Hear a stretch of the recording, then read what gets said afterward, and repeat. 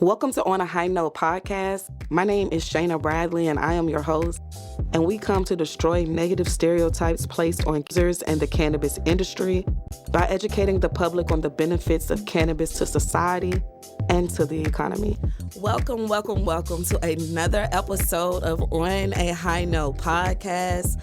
I am your girl, Chyana Bradley, and I am so excited to have all of our comrades and allies back to share what's going on in the cannabis world.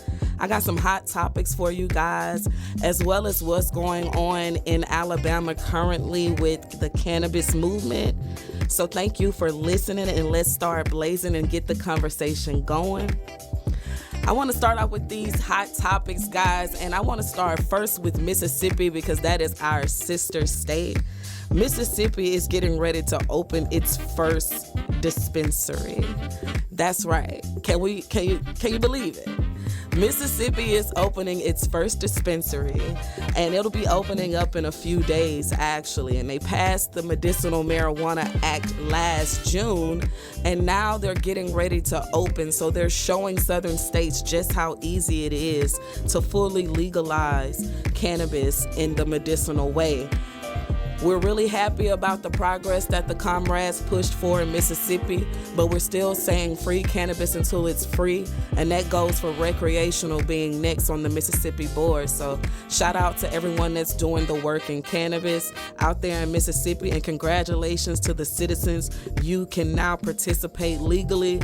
All you got to do is have your ID and be 21 years old or over. Then you can go into any dispensary in Mississippi and purchase your medicinal marijuana. And I want to tell you one more thing, how you go and do that. So what you need to do now is go and get your medicinal marijuana card. And the easiest way to do that is to find a freestanding clinic like Med 420, or go to your primary care physician and discuss with them on getting your medicinal marijuana card. It's not hard. It's just one small step to be able to enjoy cannabis legally in Mississippi. So go ahead and partake in that. And congratulations to all the growers for being able to get their product out there to the citizens in Mississippi. Now, next on the hot topics, we have the state of Missouri. Missouri just claimed recreational marijuana as legal. I'm so excited for them because they have had medicinal marijuana, but now they have recreational. And in the opening weekend of recreational marijuana, sales were $12 million. The opening weekend, so that's 72 hours, right? So shout out to all of the cannabis allies and comrades in Missouri. Shout out to all the growers in the dispensaries for having a successful opening weekend. $12 million is crazy.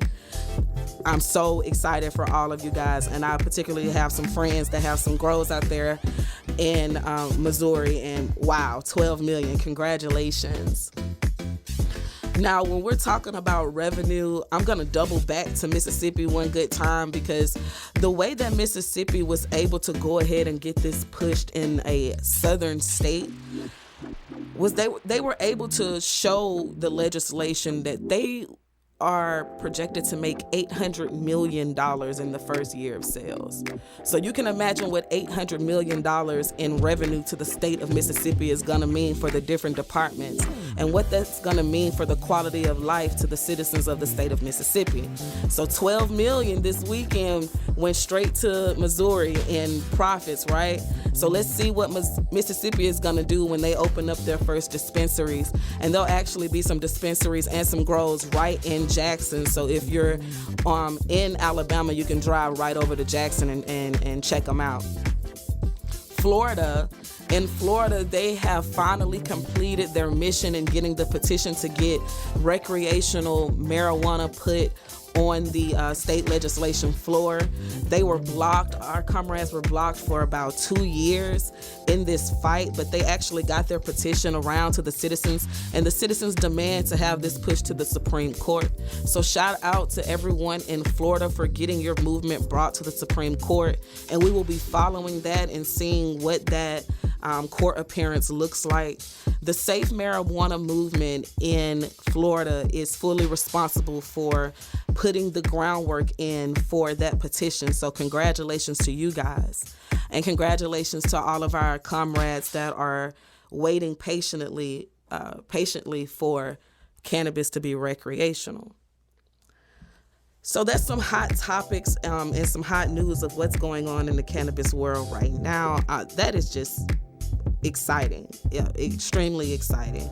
And that means so much for the quality of life for the citizens in those states. And we're really excited to see what the state now does with that money and how they disperse that money throughout different departments. We're looking to see some education reform and some parks and recreation, maybe some music departments being put back into the schools, as well as homelessness being addressed in these states as well.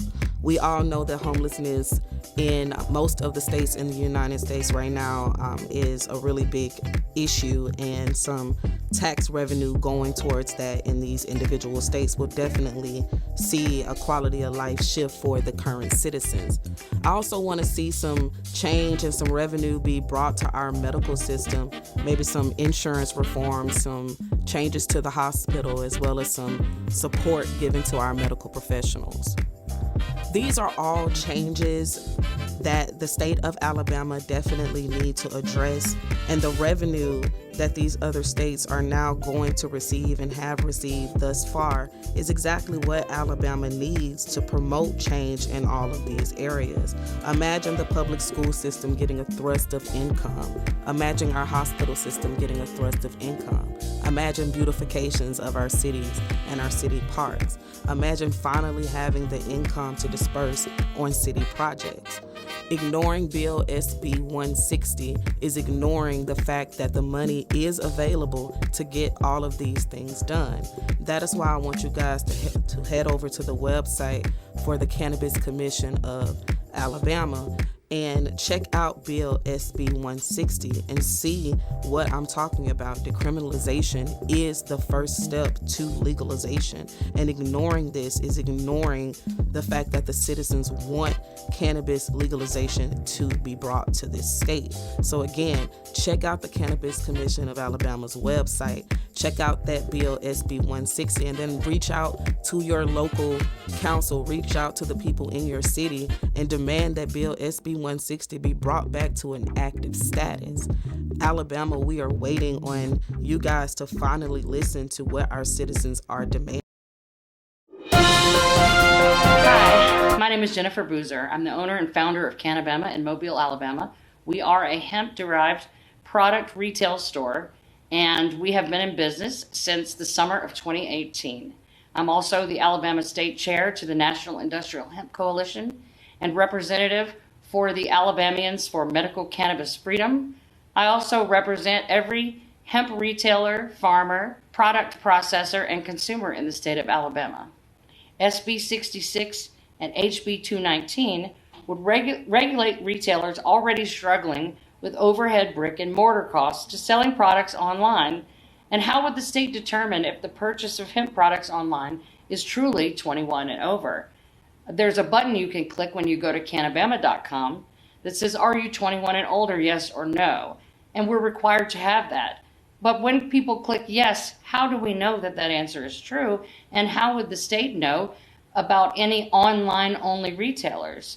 I know that probably people think that farms and product manufacturers are exempt from this, but a lot of the farms and product manufacturers in Alabama actually sell their products to the public online. They do not have brick and mortar stores. They sell to brick and mortar stores. But a lot of them also sell to the public through an online web store. And so how is the state going to regulate those businesses? Who would determine what products fall under this umbrella, and how is the business owner supposed to enforce the law? If there is no license to determine who is even selling these products in the state of Alabama, how are they supposed to know who gets taxed? And the bill states, including but not limited to Delta 8 and Delta 10. What does that mean? It's very broad, and that could be including any cannabinoid or other constituent of the plant. So we need more clarity on every aspect of this bill. How is the business owner supposed to keep up with an additional tax on only this type of product when sales tax of 10% is collected at the point of sale?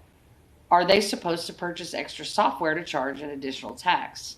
I know for me personally, my point of sale system is using GPS to determine what state, city, and county I am in, and it collects the taxes that are appropriate. So how would we enforce an additional 8% on only some of our products within our software systems if they are not set up for that?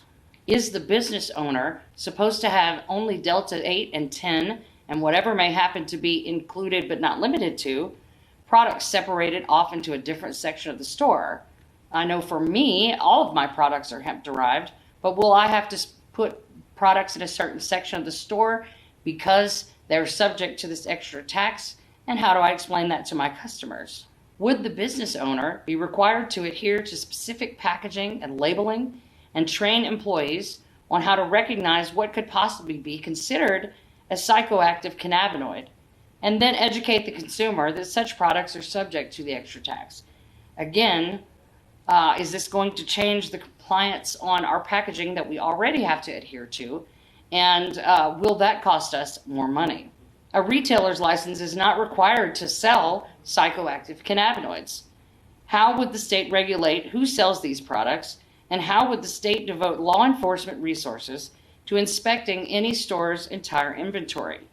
We're talking about every CBD store, every gas station, every vape and smoke shop and department store, such as CVS, Walgreens, Target, Walmart, and even stores in the mall, such as Abercrombie and Fitch. If none of these people have to inform the state in any way that they're selling these products, how then are we going to guarantee that this tax isn't only going to be enforced on businesses such as Cannabis and the other CBD-only retailers in Alabama who are obviously hemp-derived product retailers?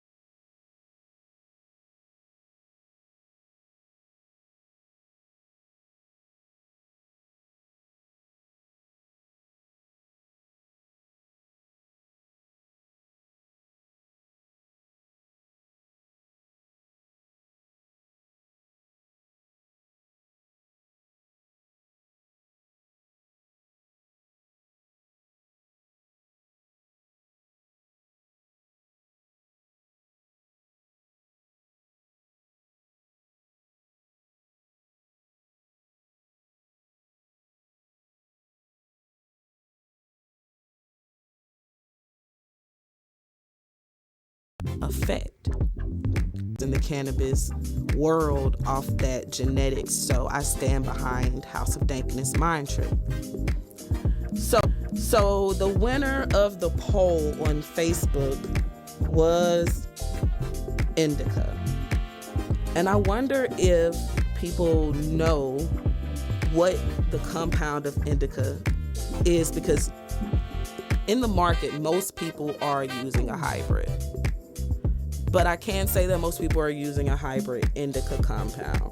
So all you indica users, check out what a hybrid is, and I guarantee you're probably taking a hybrid indica dominant compound, unless you are going to a genetics company where you know for sure this is an indica genetics, because hybrids are where it's at, because there's a lot of cross genetic inbreeding going on in the marijuana grow industry. So stay tuned for more to come from On a High Note platform. Y'all make sure y'all follow us on all of our social platforms.